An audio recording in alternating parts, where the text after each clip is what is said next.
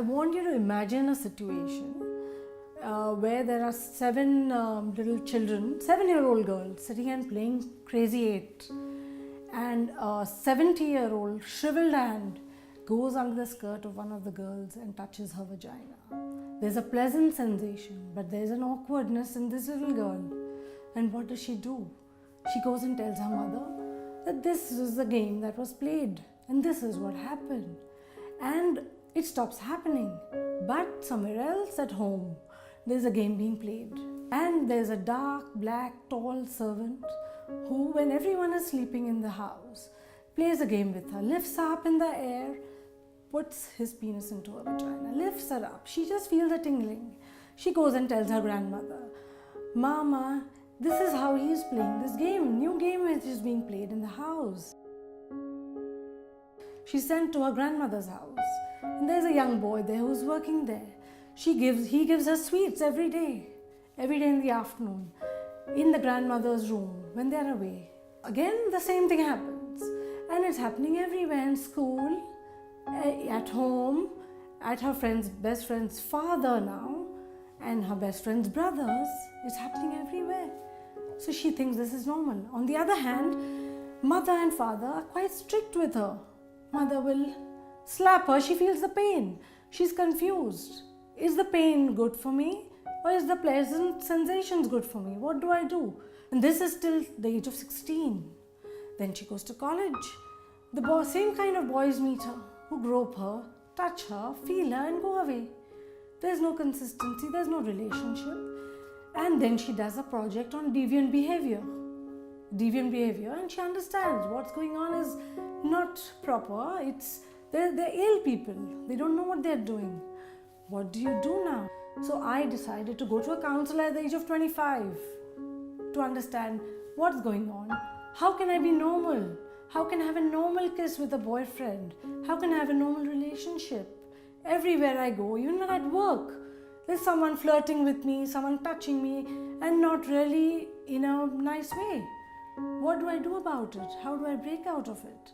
I have to rebuild my boundaries, my body boundaries, and learn to say no. When I was a child, if I didn't want an adult to kiss me, like my mama or my kaka, my father, they wouldn't listen to the no. They would still hug me. So I stopped understanding how to say no to adults. We as human beings, in India especially, are trained to say yes to anything that an adult says. The first thing you have to teach your children is how to say no and respect that no, because a lot of times we don't respect what a child says. Whenever anyone touched me, I became a 7-year-old girl again. I froze. Now I am coming out of it by understanding that body boundaries, what are the signals I'm sending out? I'm aware of that. So the minute I feel the signal has reached someone in a particular way, they are wanting to further this rapport, I don't go ahead with it. I just let it be. When we go through abuse, we form patterns. Actually, any experience in our life creates patterns in the way we think, in the way we progress, in the way we view our life. It's called our frame of reference. And when we look at this frame of reference, it often seems okay, even if there's abusive situations happening to us when we've experienced it as a child. So to break these patterns, first you have to make yourself aware of the patterns that are taking place in your life.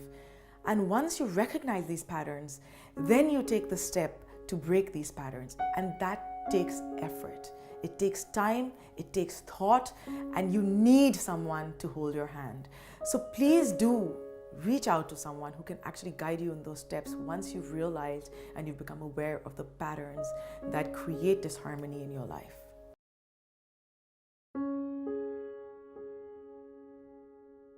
How do I deal with a mental illness, which no one understands? No one's willing to talk to me about it. When my parents heard of it, when everyone heard of it, nobody in my family wanted to get help, to help me overcome it. Your shame as an adult, as a parent, shouldn't stop your child from seeking help. Go with your child, let them seek help. Learn to also seek help from a therapist, because you need to know how to deal with your child or your adult child who has gone through this. You start identifying with your hallucinations, you start identifying with your intense fears, that's delusions. So there were suicidal thoughts, there was thoughts of violence, And I started identifying with those.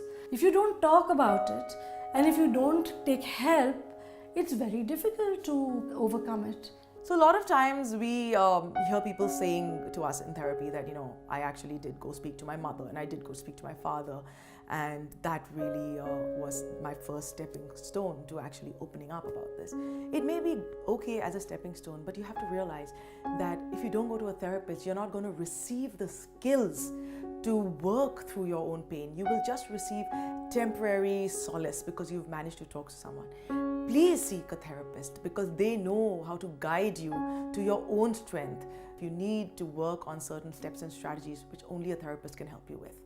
So I realized everything falls into place if you fight for your own happiness. And in mental illness, as well as sexual abuse or any kind of abuse, you have to fight. That this doesn't feel good. I'm not going to accept it. I'm not going to accept anything other than full happiness, full confidence, full self-assurance that I am the master of my own body and my own mind. And that is the most important thing that I've learned. So today I have great relationships with friends, with my mother, with my father before he passed away, with my husband, with my son.